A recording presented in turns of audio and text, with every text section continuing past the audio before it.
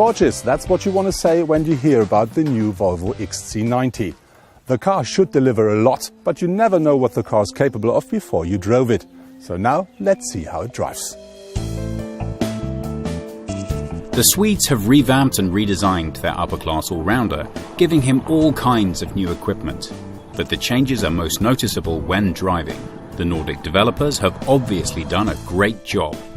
The most fuel-efficient of the 3 different XC90's available engines uses as little as 2.1 litres of fuel per 100 kilometres, the plug-in hybrid T8. In addition to the plug-in hybrid, as a top drive you can have the XC90 T6 petrol engine with 320 bhp, or the twin-turbo D5 diesel with 225 bhp. The high-torque and economical diesel features as the entry-level model, available from Volvo for €53,400.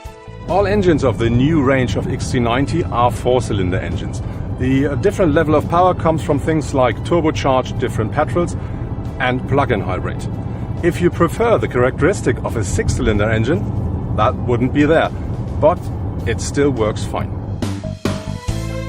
The XC90 is Volvo's first model based on its new platform, on which more models will be built in future. Powerful lines work well to make the huge, almost 5-metre-long, 2.3-tonne Colossus appear more subtle and less obtrusive. You can fit up to 7 people in the XC90 in comfort, thanks to its raised seating position and large windows. That the new Volvo XC90 should deliver a lot of space at the interior is clear as soon as you see the dimensions of the car. But how much space you're gonna see here? This seat here fits my dimensions, and still I have plenty of space here at my knees. There's a nice headspace here, and if you go on longer trips you can adjust the seat, and that's very comfortable. The optional 3rd row of seats is really best for children. Alternatively, in a 5-seat configuration, you can have between 721 and 1,886 litres of luggage space. By far the best seller among the 3 different available engines of the Volvo XC90 will be the D5 diesel.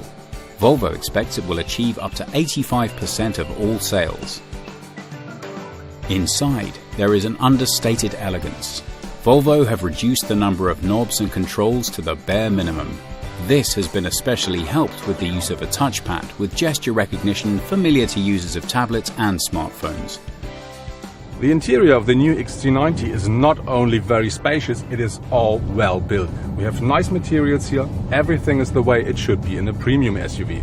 A very nice feature is this new big touchpad here in the middle.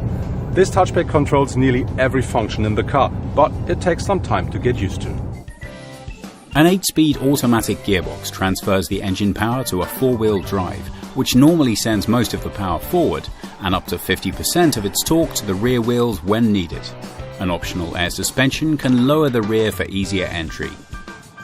The new electric power steering could be a little more soulful. With many optional extras available, the entry price of the XC90 models can easily increase by €10,000 or more. Volvo got big plans. They want to increase sales up to 2020 from now about 500,000 units to then 800,000 units a year. The new XC90 is a very important part of the plan, and customers waited about 12 years for this new version.